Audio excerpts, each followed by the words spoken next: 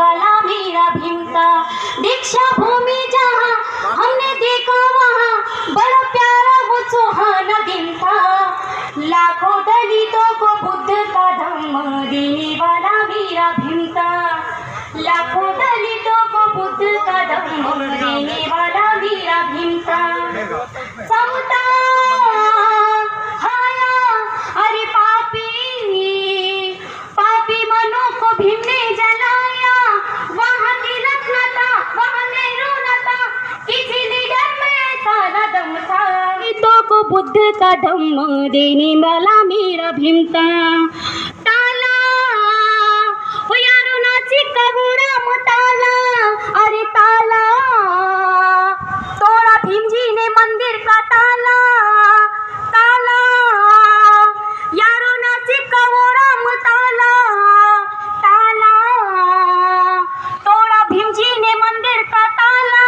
वहाँ राम न था, वहाँ श्याम न था, और कहता है वहाँ रहीम था। घर खोलने वाला मेरा भीम था। दीक्षा भूमि जहाँ मैंने देखा वहाँ बड़ा प्यारा वो सुहाना दिन था। लाखों बहुजन को बुद्ध का धम्म देने वाला मेरा भीम था। आंधी ऐसी आई वो पूना में आंधी अरे गांधी ऐसी आई वो पूना में आंधी अरे गांधी मर जाता था महात्मा गांधी। ऐसा डाला प्यासा ऐसा भूखा प्यासा मामला ही बड़ा संगीन था। जीने का वरदान गांधी को जीवदान देने वाला मेरा भीम था। जीने का वरदान गांधी को जीवदान देने वाला मेरा भीम था। दीक्षा भूमि जहाँ मैंने देखा वहाँ बड़ा प्यारा वो सुहाना दिन था। लाखों बहुजन को बुद्ध का धम्म देने वाला मेरा भीम था। लाखों बहुजन को बुद्ध का धम्म देने वाला मेरा भीम था। घटना बड़ी प्यारी प्यारी ऐसी घटना पढ़ना राजनीति का सबूत पढ़ना। घटना बड़ी प्यारी प्यारी ऐसी घटना पढ़ना राजनीति का सबूत पढ़ना। भीम ज्ञानी बड़ा चंद्रकांत पढ़ा आदि बुद्ध को यही यकीन था। लाखों बहुजन को बुद्ध का धम्म देने वाला मेरा भीम था। लाखों बहुजन को बुद्ध का धम्म देने वाला मेरा भीम था। दीक्षा भूमि जहाँ मैंने देखा वहाँ बड़ा प्यारा वो सुहाना बहुजन को बुद्ध का धम्म देने वाला मेरा भीम था। जय भीम जय भीम बाबा साहब। बच्चों एक विद्यालय चल रहा है जो तथागत भगवान बुद्ध बाबा साहब के आदर्शों पर संचालित है। इसी सिद्धांत विद्यापीठ के बच्चे इस ऐतिहासिक अवसर पर एक स्वागत गायन आपके समझ प्रस्तुत करेंगे।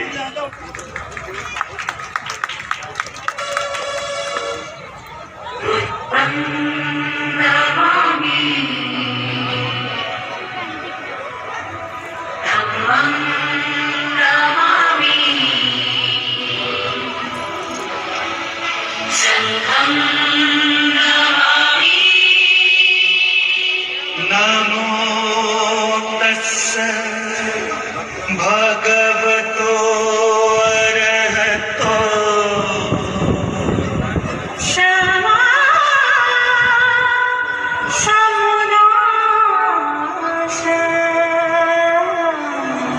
बुद्धं शरणं गच्छामि धम्मं शरणं गच्छामि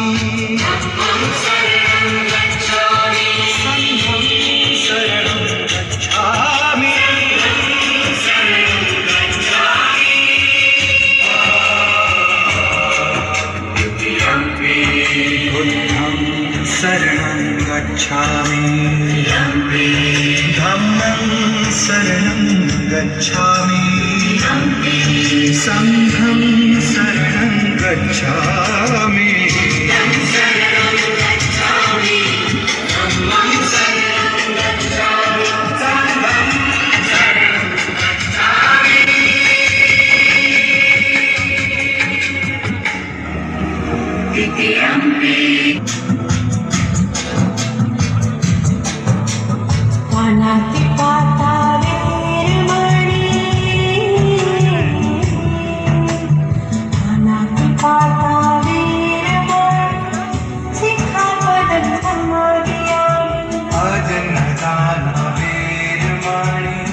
सिक्खपदं समादयामि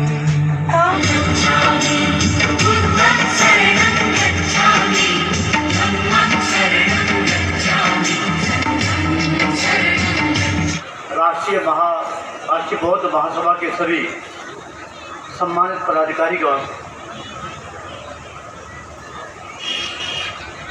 और धम्म सेवक संघ के आगरा में यह अधिवेशन होने जा रहा है, तो यहाँ आगरा के सभी हमारे बहुत ही जुझारू साथी, बहुत ही सम्मान के योग्य हमारे बुजुर्गों ने जो बहुत ही निष्ठावान थे, उन्होंने इसको आयोजित करने का, सारी व्यवस्था करने का फैसला ले लिया। अंततः समाचार पत्रों के माध्यम से सूचना हो गई, आसपास के जिलों में राजस्थान है, मध्य प्रदेश है, उन सब जगह के साथी आने के लिए आतुर थे। 18 मार्च का दिन आ गया, हमारे सभी कार्यकर्ताओं ने बहुत भव्य तरीके से मंचिस्तर आगरा में किले डायबिटीज के मरीज से करीब गर्मियों के से दिन से आज के दिन था। बाबा साहब भोजन करने के बाद 26 अलीपुर रोड पर आराम करने संगम भीम अम्बेद नाम कम आज के इस कार्यक्रम के अध्यक्ष मेरे प्रिय मित्र भदंत आनंद माथेरा जी, इस कार्यक्रम के आयोजक संयोजक धर्म प्रकाश भारती जी, करतार सिंह भारती जी, अशोकायन जी, धर्मेंद्र सोनी जी, चौधरी रामगोपाल जी, अजयशील जी और तमाम उनकी पार्टी के लोग, राष्ट्रीय बौद्ध महासभा एक अनुशासित और बहुत ही शांत प्रिय संस्था है। भारती जी के कई एक प्रोग्रामों में, कई एक कार्यक्रमों में मुझे अवसर बोलने का अवसर प्राप्त हुआ। सांची में, ग्वालियर में, आगरा में और भी जगह। मैं सबसे पहले उन लोगों को मुबारकबाद देता हूं जो भारत के विभिन्न प्रदेशों से इस कारवां के लिए, इस मिशन के लिए, इस संघर्ष के लिए यहाँ पर उपस्थित हुए हैं। मैं देख रहा हूँ हर एक प्रदेश का व्यक्ति यहाँ मुझे दिखाई दे रहा है। बंगाल का भी देख रहा है, मध्य प्रदेश, हरियाणा, राजस्थान भी दिख रहा है, उत्तर प्रदेश भी दिख रहा है, उत्तराखंड भी दिख रहा है, बिहार भी दिख रहा है और तमाम प्रदेशों के लोग यहाँ पर आए हैं। भारती जी, आपने जो कारवां शुरू किया है, हम इसके लिए आपने जो DSS बनाई है, धम्म सेवक संघ, इसके लिए बहुत बहुत मुबारकबाद। ये धम्म सेवक संघ धम्म की सेवा करेगा। ऐसे हालातों में आपने धम्म सेवक संघ बनाया है जब ये देश सामाजिक, आर्थिक, राजनीतिक और धार्मिक संकट से गुजर रहा है। आज के मालूम आपको होना चाहिए कि देश में दो तरह की लड़ाई है, एक तरफ ब्राह्मणवाद है तो दूसरी तरफ अम्बेडकरवाद है, एक तरफ मनुवाद है तो दूसरी तरफ यहाँ पर संविधान है। हम संविधान को कैसे बचाएं, मनुवाद को कैसे खत्म करें, मैं समझ रहा हूँ आप भारती जी बड़े होशियार व्यक्ति हैं। आपने इस समय जो ये संगठन का जो आपने आयोजन किया है, ये मनुवाद से लड़ने का काम और संविधान को बचाने का काम करेगा। मैं देखता हूं भंते आनंदपुर मुझे करीब 50 वर्ष समाज का काम करते करते हो गई, और टांगें भी बोल गई, शरीर भी बोल गया, हड्डियां जर्जर होने जा रही हैं। लेकिन जिन लोगों को मैं आज दीक्षा देता हूं, दूसरे दिन वो और उनके बच्चे कावल लेने के लिए चले जाते हैं।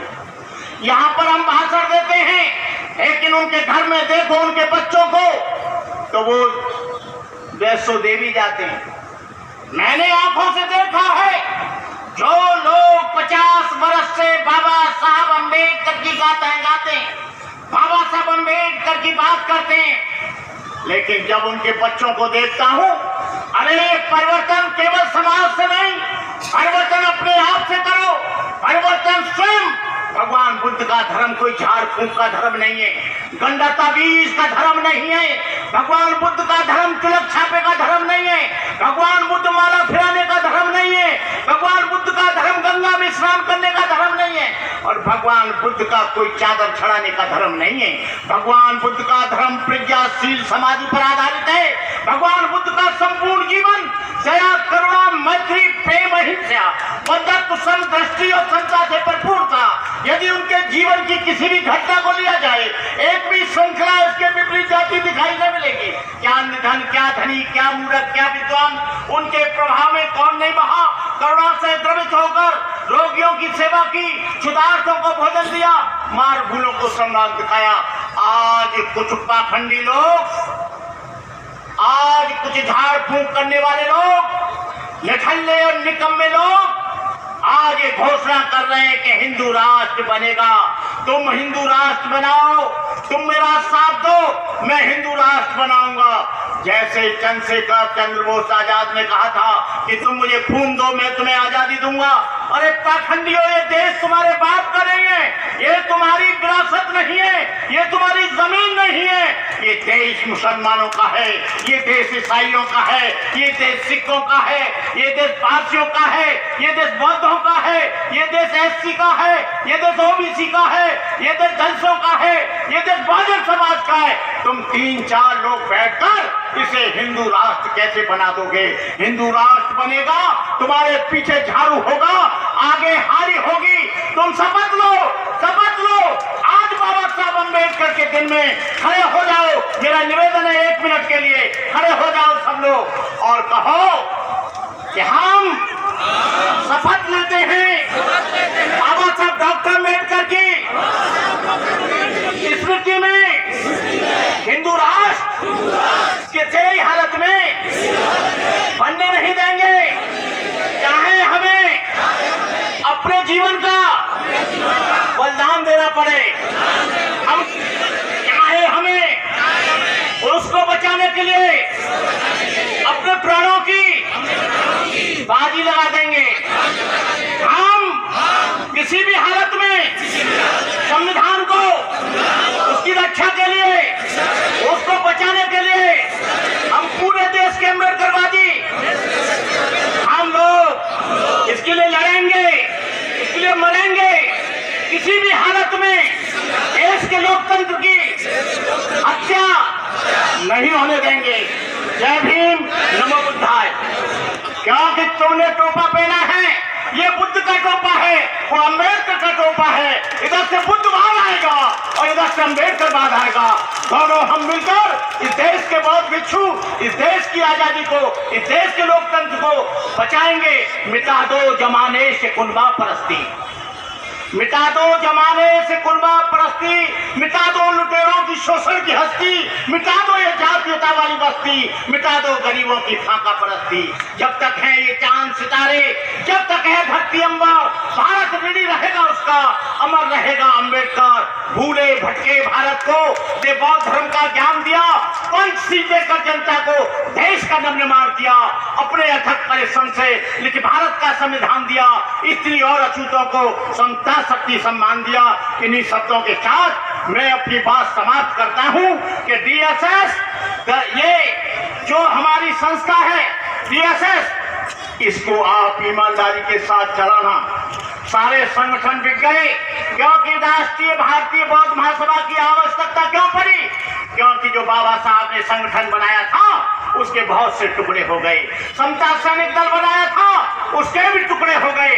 अब ये तुम्हारी जिम्मेदारी है कि समाज की रक्षा के लिए, धार्मिक रक्षा के लिए, लोकतंत्र की रक्षा के लिए, संविधान की रक्षा के लिए, समता के लिए, स्वतंत्रता के लिए आप लोग पूरी तरह से इस काम को करते रहेंगे। मैं इन्हीं शब्दों के साथ भारती जी पुणे से आपको मैं आशीर्वाद देता हूं और मेरा समय आपको हमेशा मिलता रहेगा। मैं रामगोपाल चौधरी जी, गौरी शंकर उपासक जी, अजय सिंह जी और आपके धर्मेंद्र सोनी जी और प्रताप सिंह भारती जी, तमाम लोग इस आजादी की लड़ाई के लिए, बाबा साहब के मिशन के लिए लगे हुए हैं। मैं अपनी तरफ से बहुत बहुत साधुवाद देता हूं। जय भीम, जय भारत। भगवान बुद्ध की, भगवान बुद्ध की, मोदी सत्य डॉक्टर बाबा साहब अम्बेडकर, मोदी सत्य डॉक्टर बाबा साहब अम्बेडकर। जय भीम, नमो बुद्धाय। बहुत सारी बातें बाबा साहेब ने कही और बाबा साहेब ने अपने भाषण में एक बात कही कि जब बाबा साहेब आगरा में आए तो लाखों की संख्या में भीड़ इकट्ठा देखकर बाबा साहब ने कहा कि मैंने अपने जीवन में इतनी बड़ी संख्या में अपने समाज को कहीं नहीं देखा। ये तो दलितों की राजधानी है। आगरा को दलितों की राजधानी का नाम परम पूज्य बोधिसत्व बाबा साहेब डॉक्टर भीमराव अंबेडकर जी ने दिया। और कहते कहते बाबा साहब की आंखों में आंसू आ गए।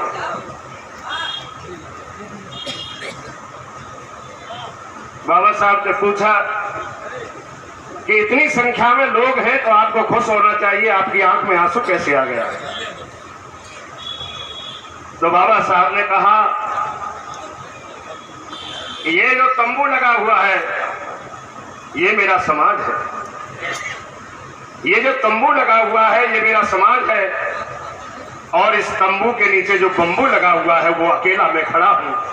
मैं अस्वस्थ हूं, कल मैं चला जाऊंगा तो मुझे दूसरा कोई बंबू दिखाई नहीं देगा। इसलिए बाबा साहब की आंखों में आंसू थे। बाबा साहब अपने जीवन की यात्रा में अंतिम समय में आगरा 1956 में आए और अपना आखिरी संदेश इस आगरा को देकर गए और अपने जीवन में पहला और आखिरी बुद्ध विहार, पूर्व बुद्ध विहार आगरा में बनाया। और ये सोचकर उन्होंने बनाया, तथागत बुद्ध की प्रतिमा इसलिए स्थापित की कि मेरे अधूरे कारवां को हो सकता है कि मेरे आगरा के मेरे अनुयायी इसे अवश्य पूरा करें। तो जो बाबा साहब का संदेश था, जो उनके आंख में आंसू था, उस संदेश को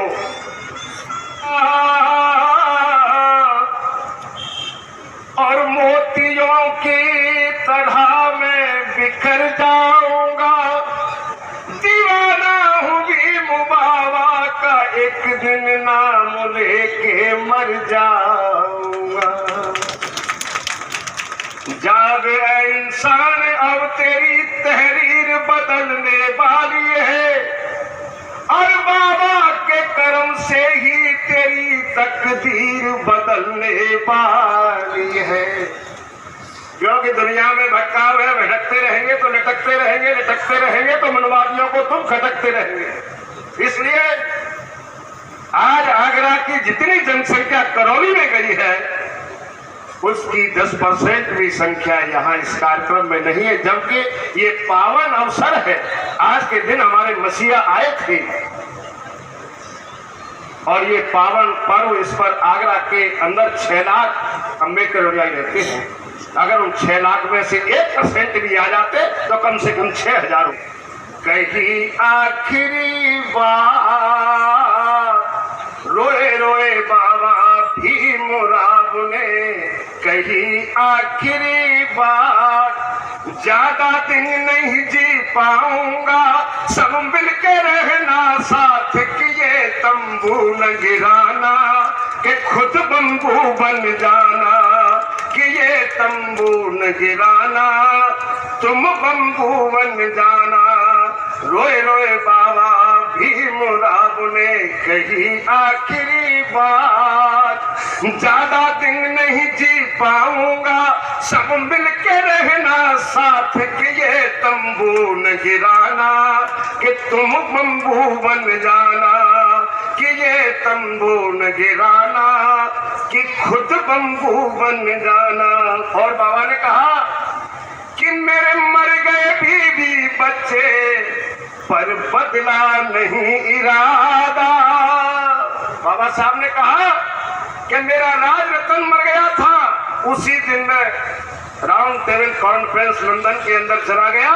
मेरे भाई ने पूछा कि मैं क्या तुम्हारा बेटा मर गया है, तो बाबा ने कहा कि आज यहाँ मेरा एक बेटा मरा है, अगर लंदन की कॉन्फ्रेंस में नहीं जाऊंगा तो देश के करोड़ों करोड़ों बेटे मर जाएंगे। इसलिए बाबा ने कहा कि मेरे मर गए बीवी बच्चे, पर बदला नहीं इरादा। हो मेरे मर गए बीवी बच्चे, मैंने बदला नहीं इरादा।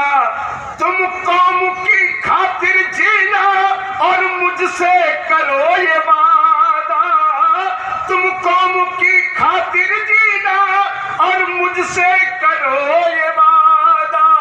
मेरे कारवां को भाइयों, अरे मेरे कारवां से भाइयों, कहीं कर मत देना घात, अरे मत कर नहीं देना घात, कि ये तंबू न गिराना, कि खुद बंबू बन जाना, कि ये तंबू न गिराना, कि खुद बंबू बन जाना।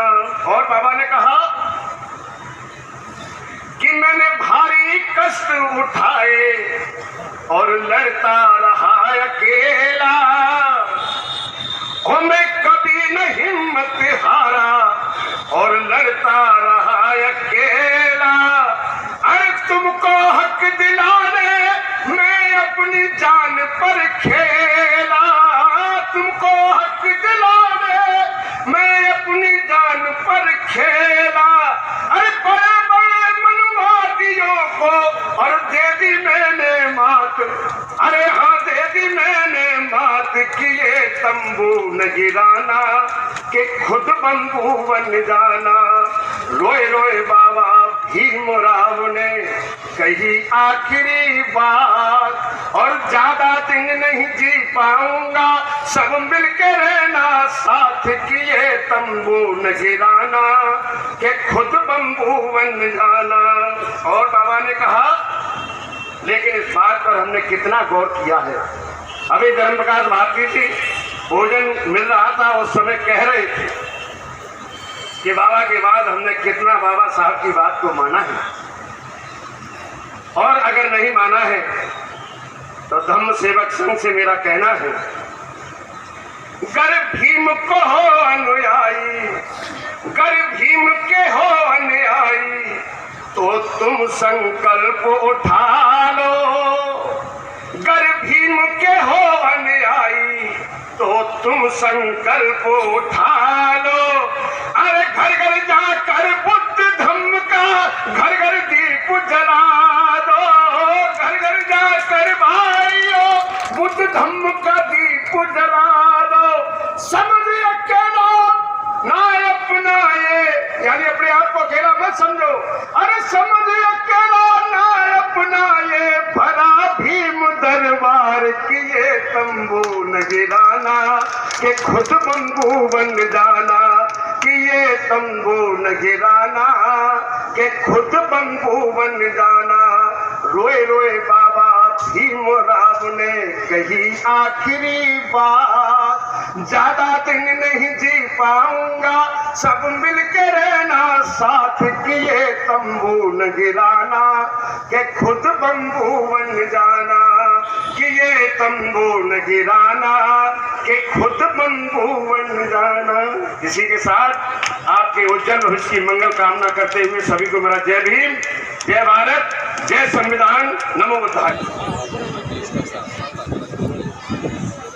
18 मार्च 1956 को जो बाबा साहब का भाषण था, उसमें दूरगामी उनके निर्देश थे, और दूरगामी क्या होने वाला है ऐसा उनको आशंका भी थी। तो इस बात को ध्यान में रखते हुए उन्होंने 3 काम किया। एक ये किया कि उनकी दीक्षा लेने से पहले उन्होंने बुद्ध की मूर्ति को स्थापित किया इसी पावन की। दूसरा उन्होंने ये कहा कि जो कारवां आज तक आया है इससे बेशुमार मुश्किलों का मुकाबला करके मैं चाहता हूँ और आगे जाए। मेरे आगे न ले जा सके तो कम से कम हेलो साउंड चेक हेलो खड़ा होता है कि बाबा साहब को ऐसा क्यों करना पड़ा, क्या उनको बाकी आशंका थी कि जो उनके फॉलोवर हैं या जो उन्होंने तैयार किए गए लोग हैं उनको यकीन नहीं था। तीसरी बात थी कि मुझे मेरे समाज को पढ़े लिखे 68 वर्षों में हमने राष्ट्रीय बदमाशियों के माध्यम से ये तीनों बिंदुओं पर गहन अध्ययन किया और अध्ययन करने के बाद हम इस नतीजे पर पहुँचे कि वाकई हमको बुद्ध, साहू, फूले, संत रविदास, कबीर, मानव काशीराम साहब अगर उनके आंदोलन को, उनके सामाजिक परिवर्तन को, उनके पॉलिटिकल मूवमेंट को आगे बढ़ाना है तो हमें अपनी युवा पीढ़ी को तैयार करना होगा। युवा पीढ़ी को तैयार करना होगा क्योंकि लीडर और क्लीडर तो बहुत पैदा हो रहे हैं समाज में, जो समाज का खुद में भी सौदा करते हैं और खुद कर भी सौदा करते हैं, लेकिन वाकई हृदय से दिल से समाज की सेवा करने के लिए लोग तैयार नहीं हुए। तो हम लोगों ने राष्ट्रीय बौद्ध महासभा के माध्यम से धम्म सेवक संघ का निर्माण किया है और उसका ये 2 दिवसीय राष्ट्रीय अधिवेशन है। तो यूनिफॉर्म ड्रेस से पहचान तो हो रही है, जो सेवक हैं, जो समाज की सेवा करना चाहते हैं, जो मिशन को पूरे देश में, पूरे भारत के 140 करोड़ लोगों के बीच तक ले जाना चाहते हैं, उसकी आइडेंटिटी क्या है, पहचान क्या है। तो पहचान ये ड्रेस जो मैं पहन के आपके सामने ये हमने बनाई और इसकी प्रेरणा हमने ली क्योंकि बाबा साहब ने RSS से पहले 24 सितंबर 1924 को समता सैनिक दल का निर्माण किया और समता सैनिक दल के माध्यम से बाबा साहब एक बहुत बड़ा काम भारत में करना चाहते थे, लेकिन उनके चले जाने के बाद उनकी अपेक्षाएं पूरी नहीं हुई। तो जिस उद्देश्य की पूर्ति के लिए समता सैनिक दल का बाबा साहब ने निर्माण किया, हम उस उद्देश्य की पूर्ति हमने सेवक संघ के माध्यम से करना चाहते हैं। तो अभी तो ये हमारा पहला है जिसमें आपको कम उम्र के भी, ज़्यादा उम्र के भी साथी नजर आ रहे हैं, लेकिन अगले जो प्रोग्राम हमारे होंगे उनमें 12 वर्ष से लेकर और 35 वर्ष के युवा आपको दिखाई पड़ेंगे। तो उसमें लड़के लड़कियां भी हम कोशिश करेंगे बराबर का रेशियो हमारी बेटियों का भी हो, चूँकि बाबा साहब खुद कहते थे कि किसी भी समाज की प्रगति को अगर देखना है तो उस समाज की महिला से उसको तोला जा सकता है। तो हमें बेटियों को भी तैयार करना है। तो आज हम लोग 2 दिन का ये राष्ट्रीय अधिवेशन के मौके पर हमारा शिविर है और इस शिविर के माध्यम से पूरे भारत में हम धम्म सेवक संघ के साथियों की फौज खड़ी करना चाहते हैं, बहुत बड़ी फौज। हमारी कोशिश रहेगी कि 2 वर्षीय प्रोग्राम हो तो इसी पावन धरती पर लगभग 10,000 लोग यूनिफॉर्म में हो, ड्रेस में हो और खास करके युवा पीढ़ी। बाबा साहब को साथ तथागत गौतम बुद्ध विभिन्न प्रदेशवाई राष्ट्रीय बौद्ध पार्टी समर्थ और समर्थवान कार्यकर्ता पदाधिकारी पावन भूमि पर प्रथम अधिवेशन धम्म सेवक संघ का आयोजन होने साथ ही आयोजित हुआ है। और जैसे कि माननीय संघ ने बताया कि अगली बार द्वितीय अधिवेशन जब होगा, जब भारत में किसी भी कोने में हो, लेकिन 10,000 लोग उसमें लेंगे, ऐसा हमारा संकल्प है, प्रयास करेंगे। अब ये बीज इन्होंने जो आधुनिक से डाला है, नेपाल में 14 अक्टूबर 2022 को डाला था, जो नेपाल में करीब 22-26% लोग उपस्थित थे और आज ये कार्य आपको दिखाई दे रहा साथी वो आगे बढ़ेगा, ऐसा हमारा साथी है। हम BF चंद्रा आगे